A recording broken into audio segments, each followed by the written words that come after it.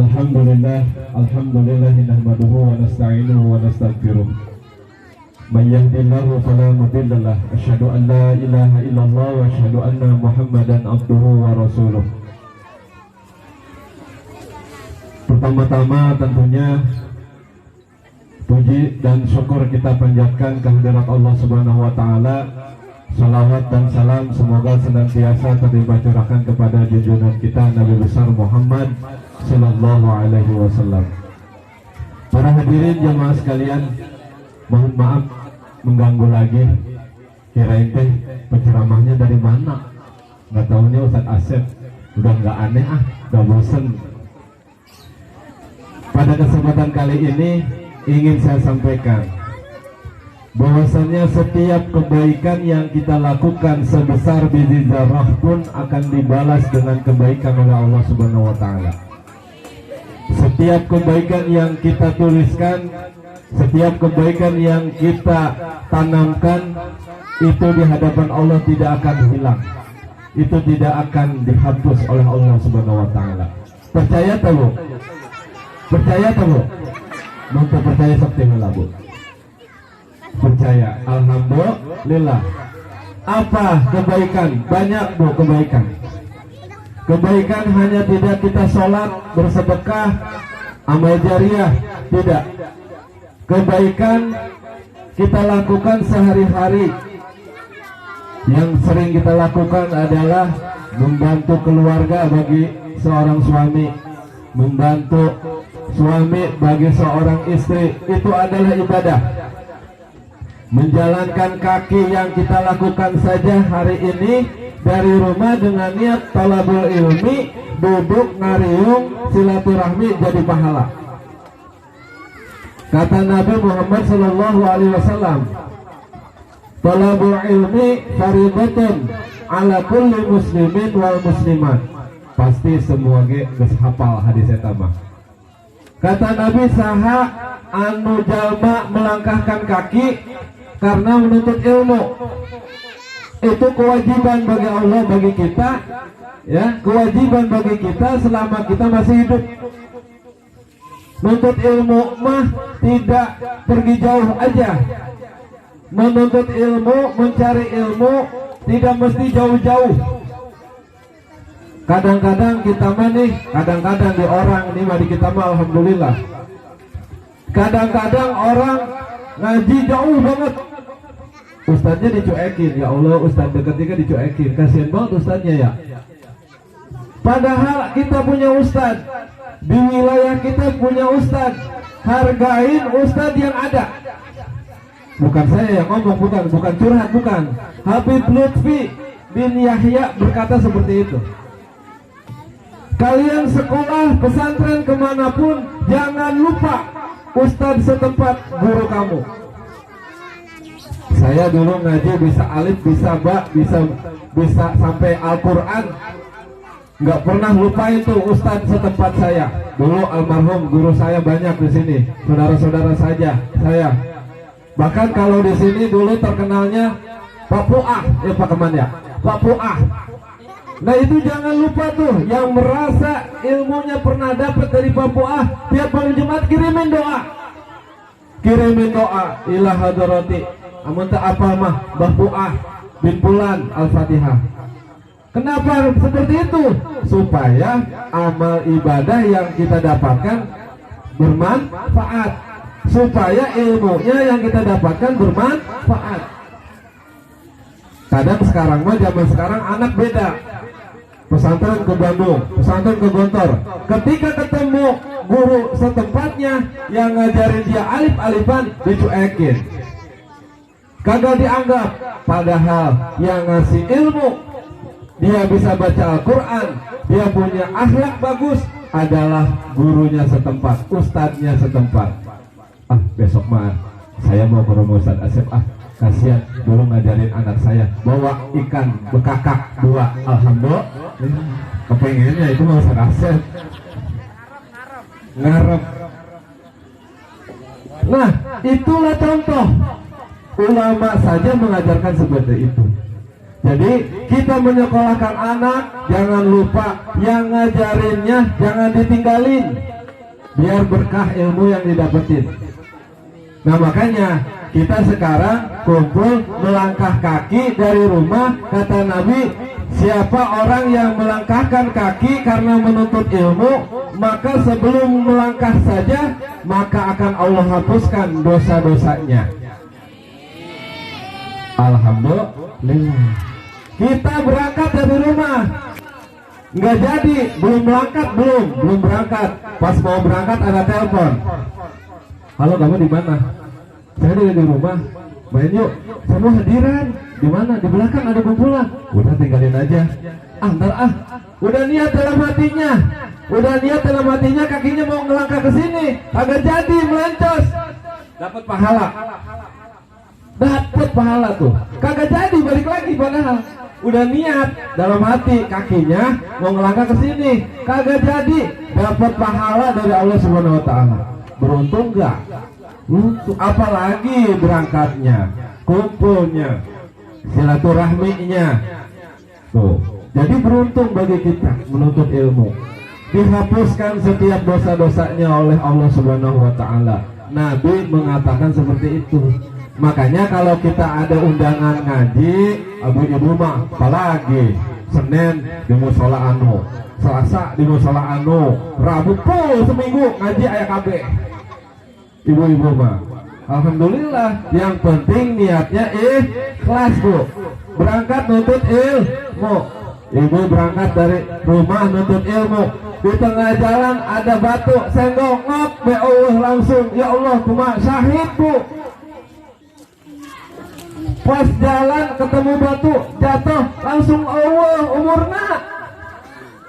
Ya Allah, bisa tuh begitu, bisa bu.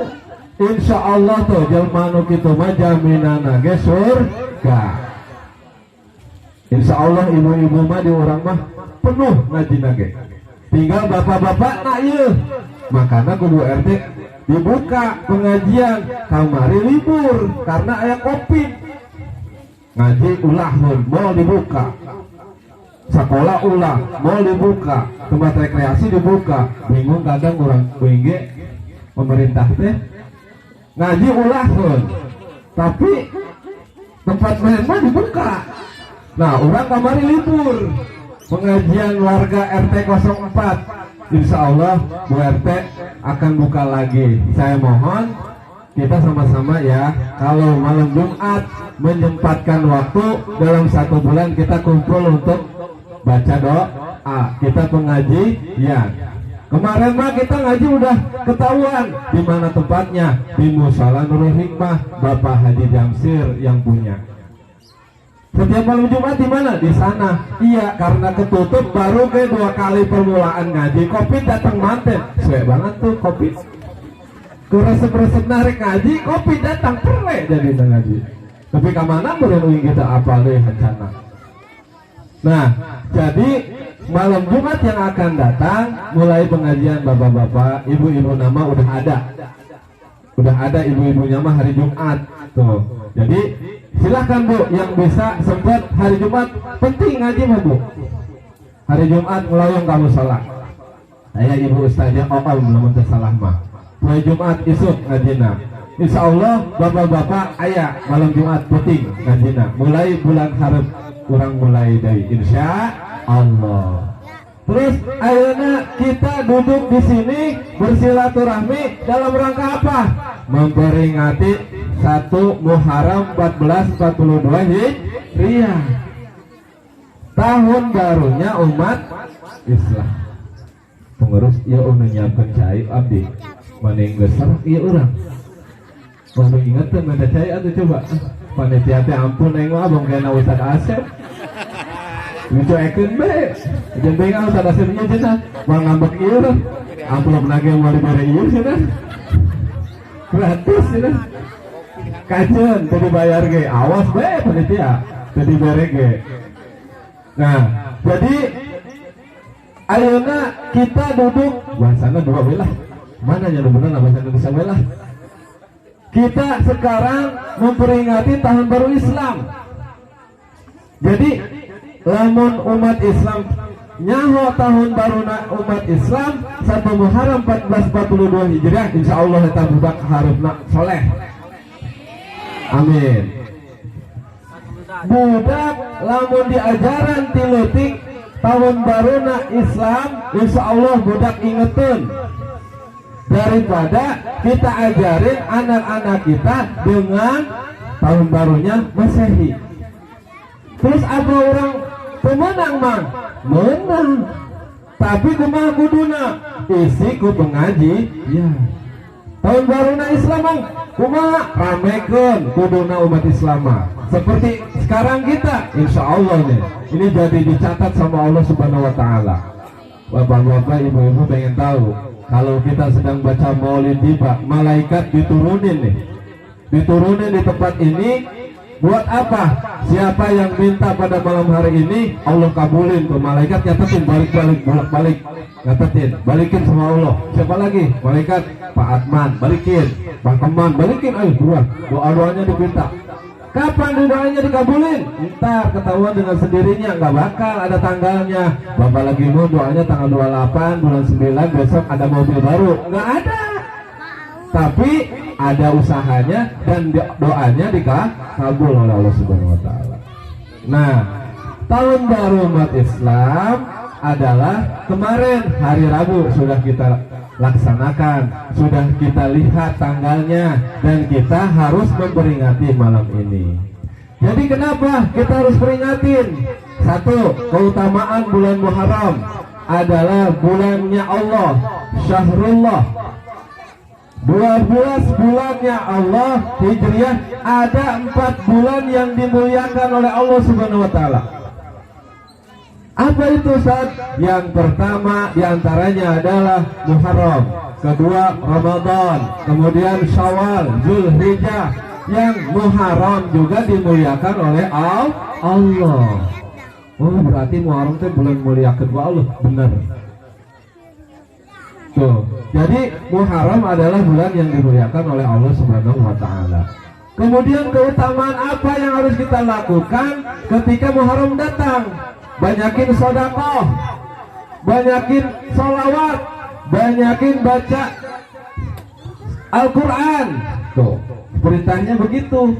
Jadi ketika bulan Muharram datang, lebarannya anak yatim yang ada rezeki mah tuh sambil punya ngantongin duit, temuin anak yatim, klepak anak yatim, cium kepalanya, klepak maksudnya jangan digituin, diusap-usap, temuin anak yatim, bacain doa, minta doanya sama Allah. Hakikatnya syariatnya melalui anak itu, amplopin anak, doain ya neng ya, doain bapak. Tuh lebaran bulan Muharram, lebarannya anak yatim piatu. Makanya Ibu RT inisiatif buat ngasih santunan kepada ibu-ibu yang sudah tidak mampu dan anak yatim piatu. Mudah-mudahan apa yang diniatkannya Bu RT mendapatkan pahala dari Allah Subhanahu Wa Taala. Mudah-mudahan kebaikannya diterima oleh Allah Subhanahu Wa Taala, dan mudah-mudahan Bu RT disehatkan selalu oleh Allah Subhanahu Wa Taala.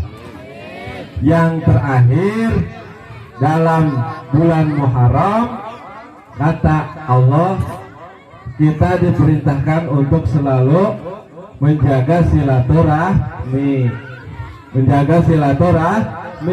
menjaga kebaikan antar sesama. Kan kalau kita lihat sekarang, kita sudah bermasyarakat, sudah akur, sudah guyup, jaga tuh silaturahminya. Ketika suatu umat sudah pecah belah, maka terima saja kata Allah, apa yang akan diberikan adalah azab Allah Subhanahu Wa Taala.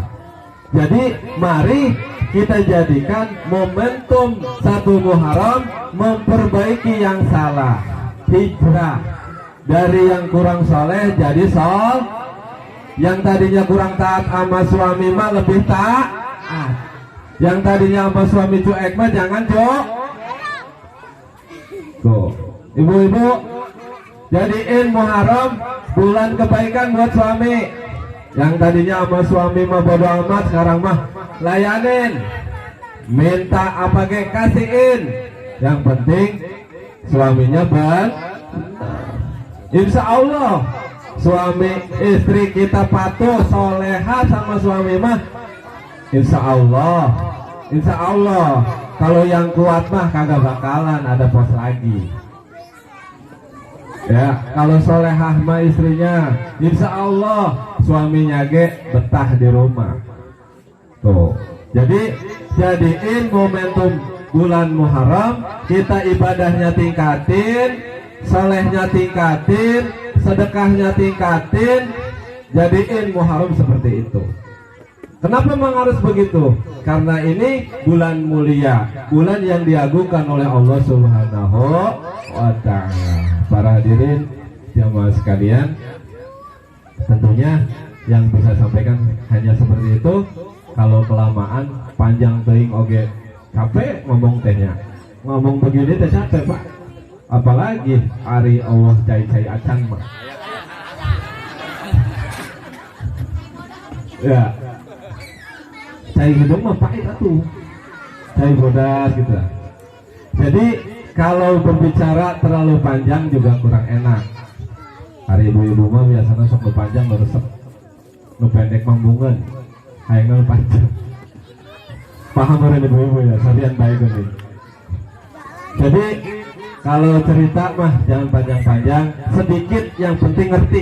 Ngaji mah sedikit yang penting ngerti, bisa dipraktekin dalam kehidupan sehari-hari. Itu yang penting mah. Panjang-panjang ge ngaji ari teu paham mah selalu baik. Ditanya rukun wudu aya beraha nyao.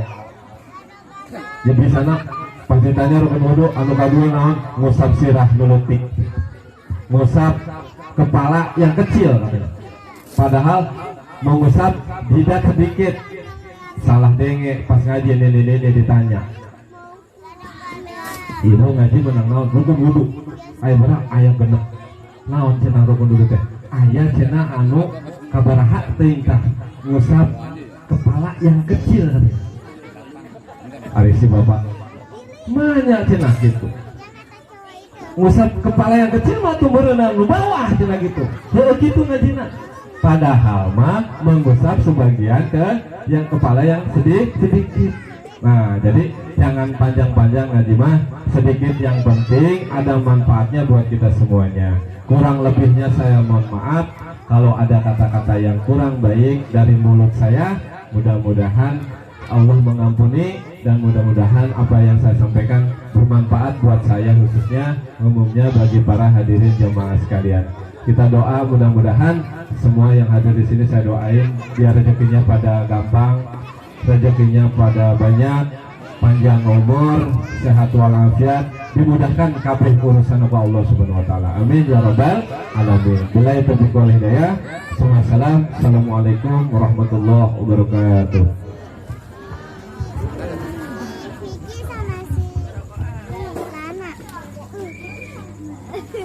Bisa